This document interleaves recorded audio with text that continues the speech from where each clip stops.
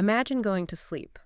Your conscious mind completely shuts down, the world fades away, your voluntary muscles paralyze, and you're entirely defenseless. Mm. Yet, while you are utterly unaware, hovering in that deep void of unconsciousness, your brain initiates a complex, highly engineered hydraulic systems check. Right. A biological diagnostic test running completely on autopilot, pushing oxygen-rich blood through tiny vessels to prevent your own tissues from atrophying. It is a masterpiece of evolutionary engineering. And today, we're looking at the science behind one of the most misunderstood physiological phenomena in the human body. Welcome to Off the Record. It is a pleasure to be here with you and, well, with you, the listener. And before we get into the mechanics of this, I want to state very clearly, right at the top, that we are not opening this deep dive to talk about a medical diagnosis. Exactly. We are not starting off with pathology or disease or a tragic story of something going wrong in the human body. No, today we are stepping into the realm of pure, unadulterated biological curiosity. The human body functioning exactly as it is designed to. Absolutely. It's an exploration of health, not illness. Precisely. And to facilitate this exploration, we have to acknowledge the environment we're in right now. This deep dive has been curated by our director, Ryan Thomas. Yeah, he's back there. Ryan has prepared an incredibly dense stack of medical journals, historical texts, and sleep studies for us. But more than that, he has provided an absolutely beautiful meal here in the studio and a specifically selected progression of drinks, perfectly paired with the trajectory of today's topic. Which is very exciting. We are currently starting with a remarkably crisp, botanical gin and tonic. It has notes of juniper, a hint of cucumber, a little black pepper. It's highly professional, very refined, and it really awakens the palate for complex analysis. It really is a very cerebral drink. Yeah. It clears the mind, which we will absolutely need given the nature of the topic. We absolutely will, because the mission today comes directly from you, the listener. Specifically, a listener named Samaj from St. Petersburg, who wrote in with a beautifully blunt question. I love this one. Samaj asked, I've always wondered what causes morning wood. It is a fantastic question, Yeah. Samaj. And when we talk about morning wood, we need to start by grounding it in the medical reality. Right. Colloquially, it has a dozen different names, but the medical and scientific communities classify it as nocturnal penile tumescence, or NPT. NPT? Yes, NPT. Yeah. It's a highly precise, articulate term for a spontaneous erection that occurs either during sleep or upon waking. And the foundational premise of NPT, the thing you have to understand before we dive into the neurology, is that it is not an anomaly. Right. It is not a glitch. Yeah. It is a fundamental sign of a properly functioning, exquisitely tuned vascular and nervous system. Right. It's the body's internal dashboard showing a green light. But humanity hasn't always understood it that way, which I find fascinating, because obviously humanity has been experiencing this physiological event for as long as we've existed as a species. Yeah, literally forever. But the interpretations of what it means have varied wildly depending on the era. If you look at the sources Ryan provided on the ancient Greeks, specifically the physicians surrounding the teachings of Hippocrates, they had a surprisingly enlightened, almost proto-scientific view of it. They really did. The Greeks were heavily invested in the concept of humoral theory and pneuma, or the vital breath of life. Right, the pneuma. Yeah, when they observed these spontaneous nighttime erections, they didn't attach shame or morality to them. They saw them as a profound sign of bodily vitality. It was an indicator that the pneuma was circulating forcefully through the body. That's so interesting. They divorced it entirely from conscious sexual intent. To the Hippocratic physicians, it was just the life force, the raw vitality of the human animal expressing itself while the rational mind was resting. Which is remarkably close to the truth, philosophically speaking. I mean, they didn't have the cellular biology, but they grasped the essence. They totally did. But then you look at what happened centuries later. You move forward into the medieval period, and the physicians and theologians of that era took a completely different, highly unscientific turn. They abandoned the idea of internal vitality and started interpreting NPT through these bizarre, deeply mystical frameworks. Yes, the medieval perspective essentially pathologized a natural bodily function through a lens of intense moral panic. You see texts from that era bleeding into the Renaissance, where sleep was viewed as a very vulnerable spiritual state. Very vulnerable. Because they lacked the physiological vocabulary to understand autonomic bodily functions, they projected their societal and religious anxieties onto the body. Spontaneous arousal during sleep was often attributed to external demonic influence. Right, the incubus and succubus myths. The idea that dark spirits were visiting men in their sleep to steal their seed or corrupt their purity. Exactly. It became wrapped up in superstition and ideas of spiritual contamination rather than basic anatomy. They viewed the sleeping body as a battleground for the soul. So, whereas the ancient Greeks saw an autonomic marker of health and internal vigor, the medieval mind saw an invasion of malevolent forces. But that raises a massive question. If the ancient Greeks saw it as raw vitality without actually understanding the underlying cellular science, and the medieval world completely lost the plot with religious mysticism, what was the catalyst that brought this phenomenon back down to Earth? Yeah. Like, how did we pull NPT out of the dark ages of incubi and bring it into the light of modern empirical medicine? Because it couldn't have just been a sudden realization by urologists. It wasn't. And that is where the story gets truly interesting. The true turning point for understanding NPT didn't come from urology or endocrinology or sexual medicine. It came from an entirely different field, sleep science. Okay. Specifically, a massive breakthrough in the 1950s. You are talking about Eugenia Surinsky and Nathaniel Kleitman at the University of Chicago. Precisely. In 1953, they made the groundbreaking discovery of REM sleep, rapid eye movement sleep. Before that moment, science largely viewed sleep as a passive, dormant state, just a dark room where the brain powered down. Just off. Right, just off.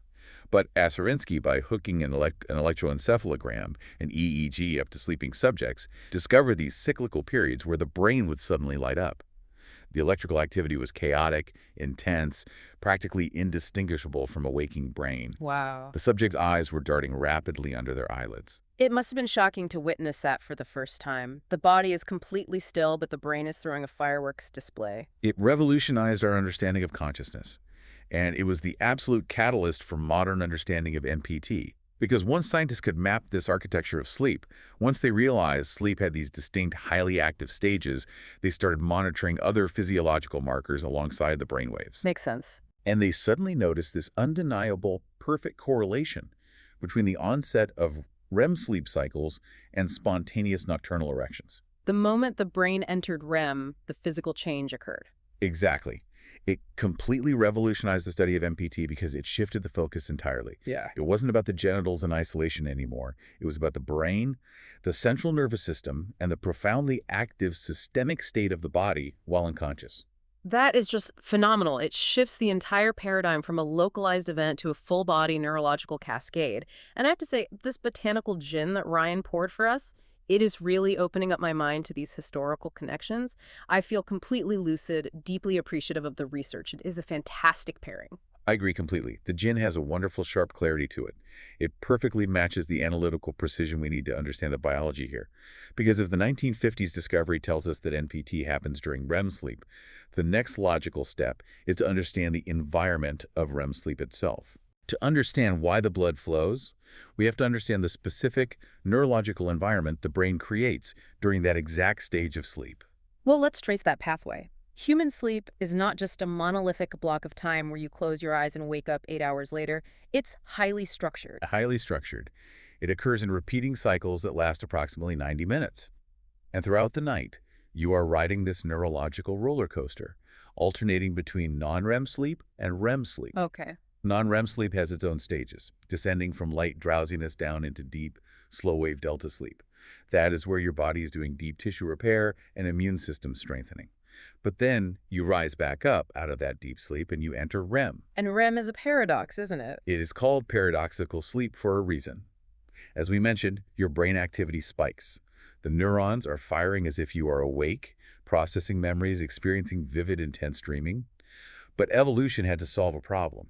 If your brain is simulating a reality where you are running, fighting, or flying, you don't want your physical body actually acting those things out in bed. Right, you would throw yourself out of a window. Precisely. So to protect you, the brainstem sends a signal down the spinal cord that initiates a temporary, profound skeletal muscle paralysis. It's called REM atonia. You are essentially locked in. Your voluntary muscles, your arms, your legs are completely paralyzed. Completely. But alongside that paralysis of voluntary muscles, you have massive autonomic fluctuations.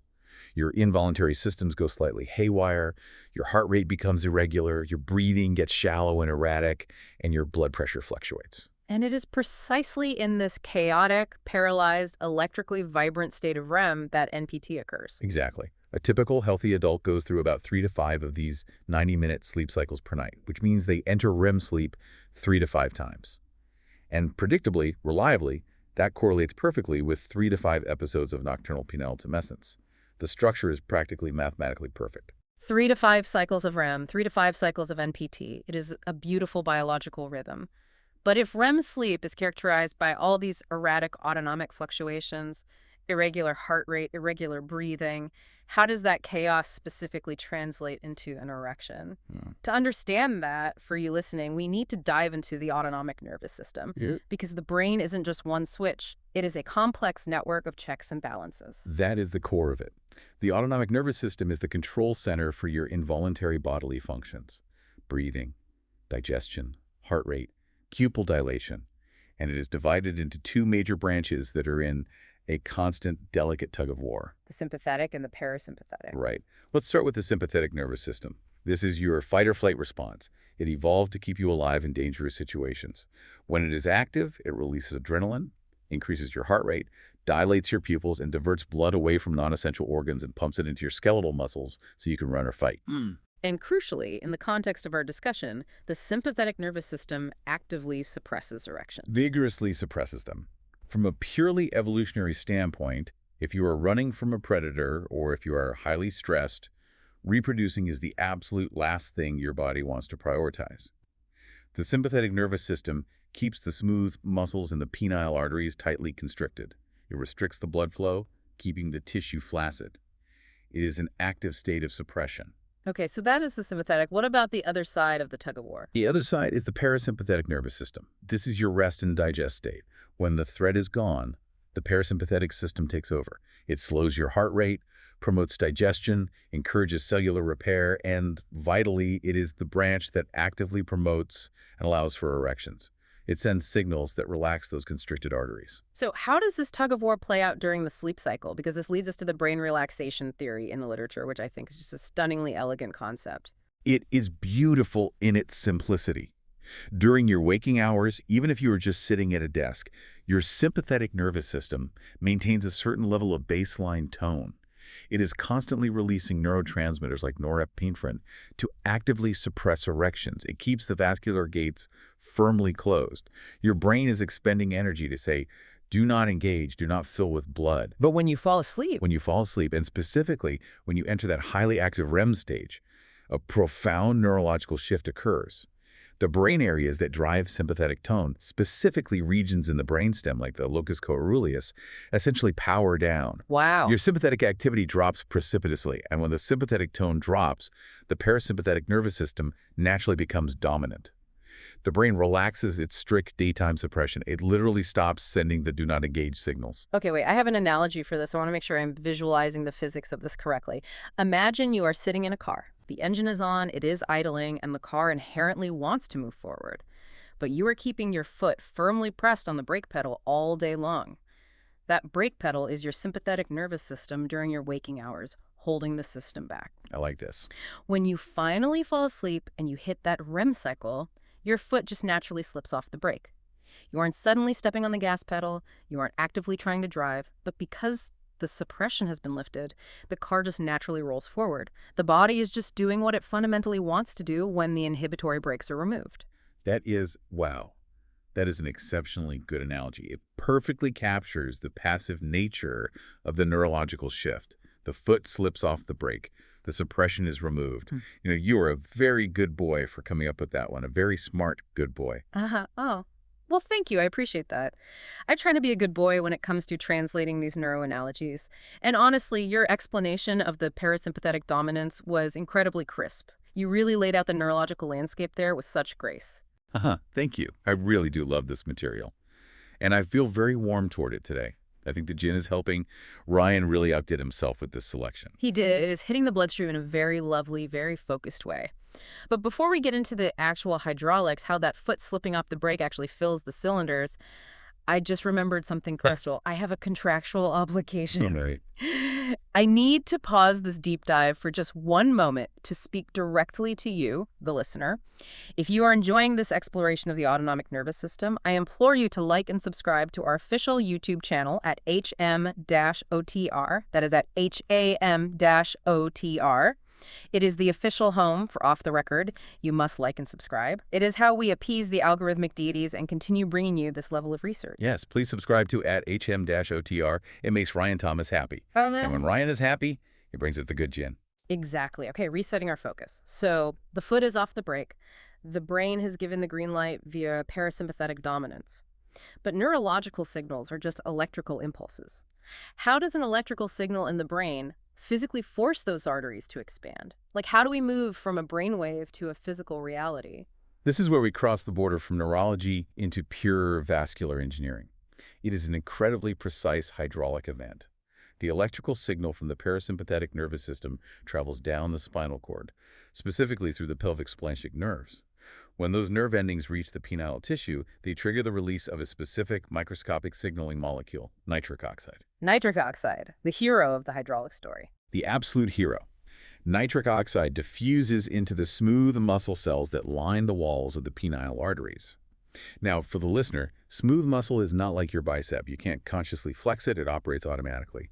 When the nitric oxide enters these smooth muscle cells, it kicks off a chemical cascade. It activates an enzyme called guanylate cyclase, which produces cyclic GMP. And cyclic GMP essentially tells the calcium inside the muscle cells to clear out. Without calcium, a muscle cannot contract. So the smooth muscle completely relaxes. And when the muscle in an artery wall relaxes, the artery dilates. Exactly. The arteries open wide. It is like opening a floodgate. This creates a rapid, massive influx of arterial blood. And where is that blood rushing into? It is rushing into the corpora cavernosa. No, wait. Clarify the structure of the corpora cavernosa for me. What exactly is that tissue made of that allows it to accommodate that kind of sudden blood volume without rupturing? It is brilliant architecture. The corpora cavernosa are two large parallel cylinders that run the length of the penis. Inside, they aren't hollow tubes. They are filled with this highly porous, sponge-like erectile tissue. It looks almost like a honeycomb of tiny blood vessels and spaces. So the dilated arteries dump this massive volume of blood into the honeycomb spaces of the corpora cavernosa. So the sponge fills up, but if blood is constantly circulating, why doesn't it just flow right back out through the veins? That is the genius of the engineering. It relies on internal pressure. As the sponge-like tissue of the corpora cavernosa rapidly expands with all this incoming arterial blood, it presses outward against the tough, fibrous outer casing called the tunica albuginea. As it presses outward, it physically squashes the emissary veins that normally drain blood away from the area. It pinches the exit pipes shut. Oh, wow. So the blood can enter easily through the dilated arteries, but it cannot leave because the expanding tissue itself is blocking the exit. Precisely. It is a perfect veno-occlusive mechanism. The blood gets trapped, the pressure builds internally, and that trapped high-pressure fluid is what creates the rigidity.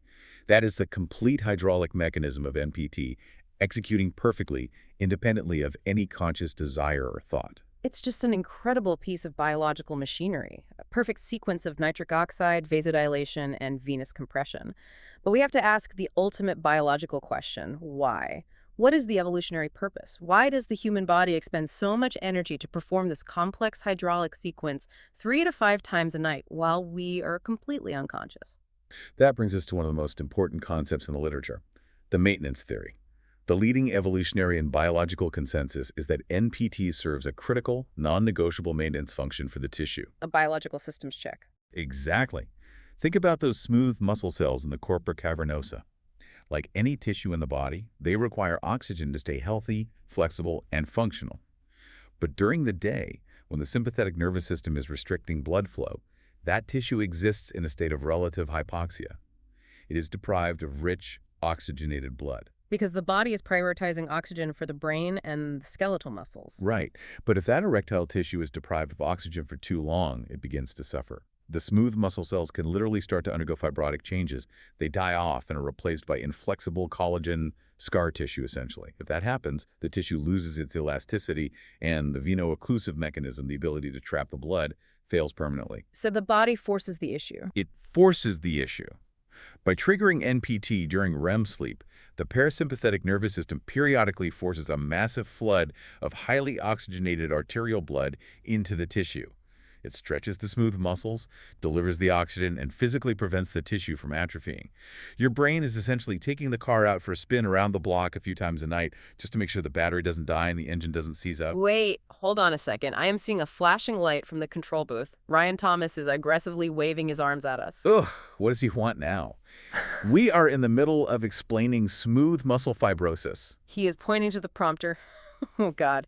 He wants us to do the mandatory vocal warm-up. He says our diction is getting slightly sloppy and we're dropping our consonants. Are you serious? Right now.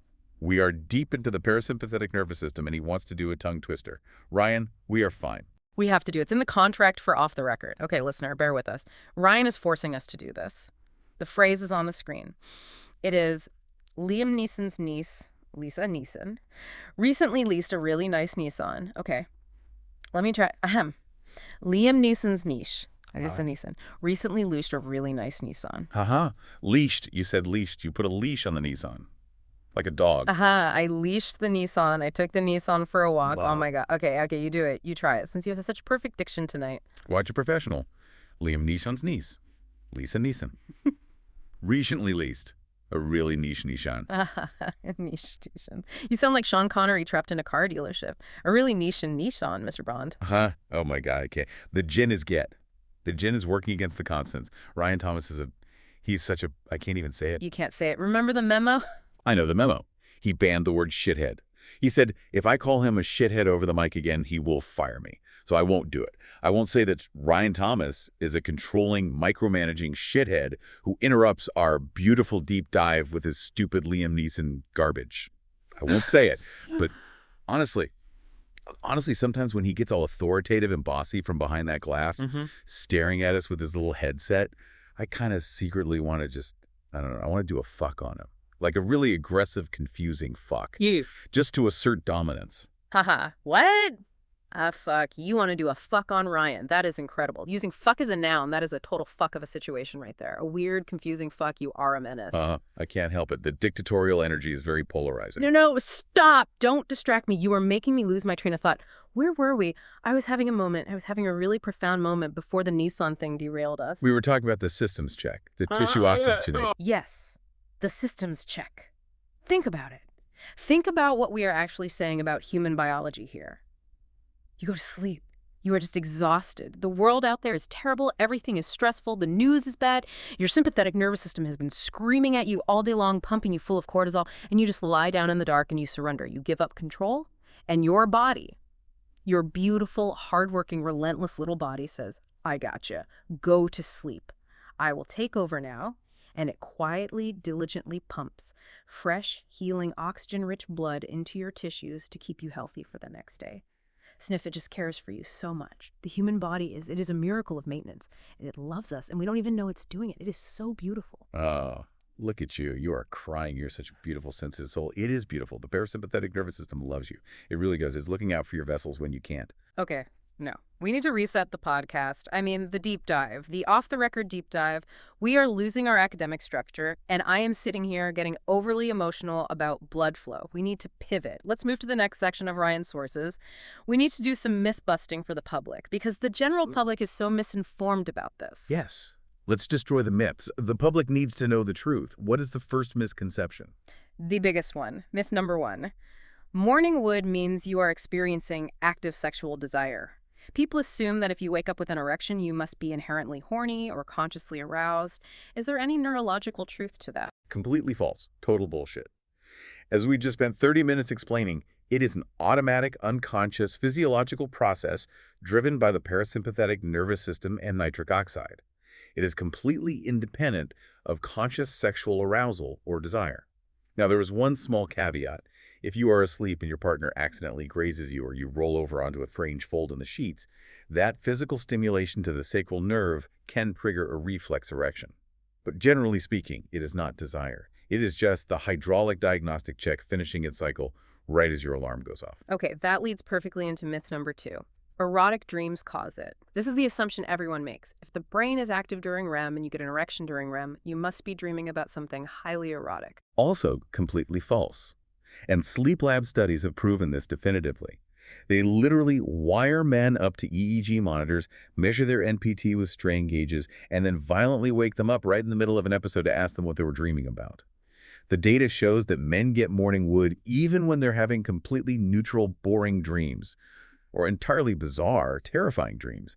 You could be dreaming about doing your taxes on a roller coaster with a talking dog who is disappointed in your life choices, and you will still have a perfect, rigid erection. The REM physiology, the neurotransmitter shift, drives the blood flow. The narrative content of the dream is completely irrelevant. Ha ha, that is hilarious. The talking dog is disappointed, but the vascular system is thriving. Okay, myth 3. A full bladder causes it. The logic here is that the erection is a physical mechanism to pinch the urethra closed so you don't accidentally pee the bed while you sleep. Absolute myth. The bladder has nothing to do with it. Needing to urinate does not trigger the parasympathetic nitric oxide cascade. It is true that a very full bladder can stimulate some local nerves, but morning wood does not exist as a biological clamp to prevent bedwetting. If you have to pee, you have to pee. The erection is just a coincidence of timing because you often wake up from your final REM cycle, which is when NPT occurs, and after 8 hours of sleep, your bladder happens to be full. Correlation, not causation. Wait, hold on. Let me stop you right there. I have a question. I want to push back on you here. Because I read the endocrinology sources Ryan gave us. If it's not dreams and it's not a full bladder, then why is testosterone highest in the morning? Doesn't that mean we actually do wake up horny? I feel like you are contradicting the hormonal science here to protect the parasympathetic nervous system. Okay, slow down. You are conflating two different systems. Let me explain the endocrinology. You have to understand circadian rhythms. Testosterone is not a static hormone. It naturally fluctuates on a 24-hour biological clock. The levels rise steadily while you are in deep sleep, and they hit their absolute peak in the early morning hours, usually right around the time you are waking up from your final REM cycle. So yes, there is a massive hormonal surge happening right at that exact moment. See? I knew it. The testosterone surges so the body gets horny and boom, morning wood. No. Listen to me, you beautiful, impatient bad boy. Listen to the science. Testosterone is a facilitator. It is not the sole mechanical cause. Think of testosterone like the oil in the engine. It makes everything run smoother, it lowers the threshold for the neurological signals to fire, but it does not press the gas pedal itself. If you take a man who has perfectly normal, sky-high morning testosterone, but his blood vessels are damaged from diabetes or his pelvic nerves are impaired from surgery, he will not get morning wood. He will still experience erectile dysfunction despite the massive testosterone peak. The testosterone just primes the pump, but the actual neurology and the vascular engineering have to be structurally intact to physically achieve the erection. The neurology. Yeah. The vascular engineering. Right. The parasympathetic. Wait, did we talk about the parasympathetic nervous system yet? Because I just had an incredible thought, an unbelievable thought. I don't think so. Tell me your incredible thought. What did you realize? Okay, check this out. What if the body actually has two different nervous systems? Like one is for stress and fighting and running away, and the other one is just for relaxing. And the relaxing one is what makes the cock work, because you have to be relaxed to let the blood flow. The stress blocks it. That is deep. That is foundational biology right there. Oh my God. That is incredible. You are a genius. So the stress makes it go away and the relaxing makes it grow. We should write a paper on that. We need to submit that to a journal. Yeah. That is an unbelievable insight. You're so smart. You know who wasn't smart? My ex. My ex was a total cunt about morning wood. Oh, no. What do they do? Tell me. Every morning, every single morning, I'd wake up just a victim of my own healthy cardiovascular diagnostics rate. The foot is off the brake. The car is rolling. My REM cycle is doing its job to prevent smooth muscle fibrosis. And they would just roll over, look at me, and get so angry. I was doing it on purpose just to annoy them. Why are you always like that? They would say, can't you just turn it off? Turn it off? Turn off my autonomic nervous system. Turn off my evolutionary life force. Sniff, they didn't understand the nitric oxide cascade. They just thought I was a creep. It was so invalidating. I was just oxygenating my tissues. Shh. Poor daddy. Poor sweet daddy. They didn't understand your vascular health. They didn't read the literature. They were just a shit. A total piece of shit who didn't appreciate your optimal endothelial function. You have a very healthy, very good, highly functional hydraulic system. Don't cry. We appreciate your blood flow here and off the record. Hey, look at me. Look at me. I have a fun fact. I have a fact from the research that will cheer you right up. Sniff, a fun fact from Ryan's sources. Yes, a screamingly fun fact about babies. Did you know about womb wood? Womb wood? What the fuck is womb wood? Fetal erections. Male infants experience spontaneous erections while they are still literally inside the womb. Doctors have documented it extensively on ultrasound imaging. It happens during the later stages of gestation. No way. You are lying to me. You are making that up. Babies in the womb are just floating around in the amniotic fluid with little boners. Uh-huh. Yes. They are. They are just in there, in the dark, running their little systems checks before they're even born. It proves everything we just talked about. It proves that MPT has absolutely nothing to do with adult sexuality or erotic thoughts or societal conditioning. It is deeply, fundamentally rooted in pure neurological development. The brain is testing the hardware before it even enters the world. Ha, oh my God, you little slut. That is the best fact I have ever heard in my entire life. That changes everything. That is the most profound philosophical concept in the universe. We are born running diagnostics. We are literally biological machines. We are. We are beautiful, self-repairing machines. Oh, God, I need more of this whiskey, or whatever Ryan poured for us in this second glass, this brown liquid. It's so good it burns. Okay, let me tell you about the rest of the lifespan, because it changes. So, from the womb you get born, you are a baby. Then you hit puberty. And puberty is an absolute physiological circus. The frequency of NPT goes completely through the roof. Because of the hormones. Yes. Massive violent spikes in testosterone and heightened autonomic responsiveness. Teenagers are just walking hydraulic nightmares. Their systems are firing constantly. Walking hydraulic nightmares. Put that on a t-shirt for the YouTube channel at HEM-OTR. But then you hit adulthood. And healthy adults get it regularly, the 3 to 5 times a night we discussed. But then you age. You hit your 40s and into your 50s. And the biology shifts. Natural testosterone levels start to slowly fall. But more importantly, and this is the key from the vascular research, blood vessel elasticity decreases. The plates literally get stiffer as you age. They don't dilate as easily when the nitric oxide hits them, so NPT naturally becomes less frequent and less firm. It is a normal part of aging. But, and this is a huge but, healthy men in their 60s, 70s, and even 80s can absolutely still experience NPT if their cardiovascular system is in good shape. Exactly. Exactly my point. Because testosterone is the 100% older men lose their morning wood. When the testosterone drops, the wood drops. It is 100% a hormone issue, and it has nothing to do with physical vessels. Yes, absolutely. It is only the testosterone. You are so right. You nailed the science on that one. High five. Ow. Fuck. That hurt. Okay. We must now.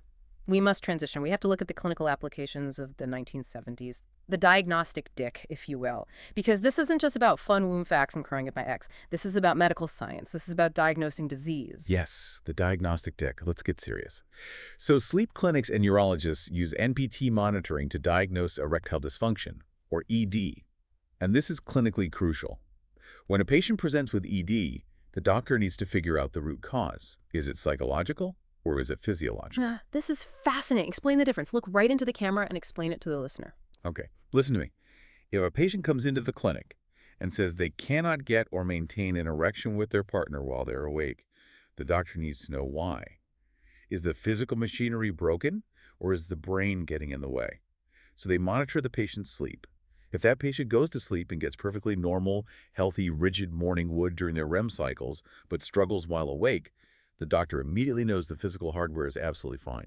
The blood vessels work, the nerves work, the tissue is healthy. The issue is entirely psychological. Sympathetic nervous system is taking over. Exactly. It's performance anxiety, it's severe clinical depression, it's relationship stress. The waking brain is flooded with stress hormones that block the parasympathetic signal. But if the patient goes to sleep, hits REM, and has absolutely zero NPT, completely flatlined, then the doctor knows it is an organic physical problem. The hardware itself is broken. It is a vascular or neurological failure. And how did they measure this? This is my favorite part of the research. They used the Rigiscan. Did you look at the pictures of the Rigiscan from the 70s and 80s in Ryan's notes? It is the most incredible piece of vintage medical technology. You really love the Rigiscan. I am obsessed with it. It is brilliant. It had these two little loops, like little high-tech lassos that the patient would put around the base and the tip of the penis before going to sleep. And those loops were connected by wires to this chunky, heavy box strapped to their thigh. And the box would measure the radial rigidity. It didn't just measure size. It measured the frequency, the duration, the exact percentage of rigidity by testing the resistance of the tissue. And the best part, it used to print the data out on a little spool of graph paper, like a tiny lie detector test for your dick. Aha, a lie detector test. Yes. Imagine being the Mexican technician in the morning, taking this machine off the patient and solemnly reading the little graph paper printout. Ah, yes, Mr. Johnson. I see a 75% rigidity spike at 3:14 a.m. Excellent vascular resistance. It is so analog. It's so tactile. What happened to real physical medicine? Now it's all just Bluetooth and apps. Well, they have digital monitors now that are much more comfortable. But yes, the Rigiskin was a pioneer in diagnostic urology. And it was essential because it helped diagnose all these severe underlying conditions associated with reduced NPT. Because if the Rigiskin graft paper showed a flat line, it meant the patient likely had undiagnosed vascular disease. Or diabetes. Right. Severe diabetes causes peripheral neuropathy, which damages the tiny nerves, and it damages the endothelial lining of the blood vessels so they can't produce nitric oxide. Or it could indicate severe hypertension, high blood pressure, which literally destroys the flexibility of the arterial walls over time. Or sleep apnea. Sleep apnea is a massive one. If you stop breathing in your sleep, your brain panics and constantly pulls you out of REM sleep to gasp for air. Because you never stay in REM, the parasympathetic nervous system never gets to take over, and the tissue never gets oxygenated. And medications. We cannot forget the pharmacology. Absolutely. Heavy painkillers, opioids, and certain powerful antidepressants, specifically SSRIs, can completely flatline your NPT. They chemically interfere with the neurotransmitters that drive the autonomic signals. And this is the most important clinical point of the entire deep dive. Reduced NPT can be an early warning sign of severe life-threatening cardiovascular disease. The canary in the coal mine. Exactly. The penile arteries are tiny. They're only about 1 to 2 millimeters in diameter. That is much, much smaller than the coronary arteries that feed your heart. So if plaque is starting to build up in your bloodstream from high cholesterol or your general circulation is failing, those tiny penile arteries are going to get clogged up and show symptoms years before your larger heart arteries do. Erectile dysfunction and a lack of morning wood is often the very first earliest symptom of systemic heart disease.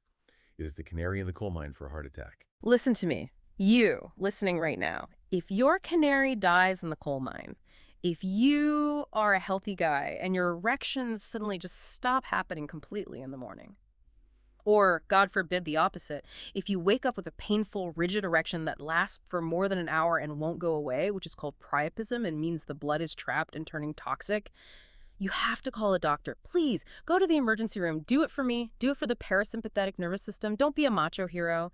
Get the Rigiscan. Let them look at your graph paper. Get your heart checked. I care about your vascular elasticity so much. I just want you to be healthy. That was beautiful. You are saving lives right now. You are a hero of public health broadcasting. Sniff, I am. I try to be. I think we did it. I think we actually answered Samaj's question from St. Petersburg. We went from the ancient Greeks to the 1950s REM sleep discovery to the nitric oxide cascade, all the way to the graph paper of the Rigiscan. We covered it all. We covered the locus coeruleus powering down. We covered the foot slipping off the brake pedal. We covered the little womb babies running their tiny hydraulic systems checks in the dark. It was a journey, a beautiful, incredibly messy, highly scientific journey. I just want to say, I am so grateful for you. You are so smart. You know so much about cyclic GMP, and you explain things so well. And I just feel a deep, immense, profound affection for you right now, and for you, the listener. I love you guys. We did really, really good work today. This is the best episode. I mean, deep dive of Off the Record we have ever done. I love you too. You're a brilliant, sensitive host with an excellent grasp of neurotransmitter analogies. But before we sign off, I want to leave the listener with one final provocative thought, something to really mull over while you lie in your bed tonight in the dark. Give it to them. Blow their minds. We just spent an hour discussing how the body uses the chaos of REM sleep to run a complex automatic hydraulic maintenance diagnostic on this one specific organ, all to prevent tissue death, all while you were completely unconscious and paralyzed. So I want you to ask yourself, what other secret repairs are happening? What other bizarre evolutionary systems checks is your brain secretly performing on the rest of your body in the dark while you sleep that modern science hasn't even discovered yet? Oh my God, that is haunting. That is beautiful. We are a mystery to ourselves. Okay, one last time. Before we pass out at this desk, like and subscribe to @ham-OTR. Do it now, smash the button, feed the algorithm. And Ryan Thomas, if you are listening behind that glass, you can keep your shithead banned. You can force us to say Liam Neeson's name all you want, but you can't stop me from thinking about doing a weird, confusing fuck on you. You can't control my mind. My brainwaves are my own. Haha, a weird, confusing fuck. Oh my gosh, shut up. He's reaching for the board. He's going to cut our mics. The parasympathetic nervous system demands it, Ryan. Good night, Samaj. Good night, Rigiscan.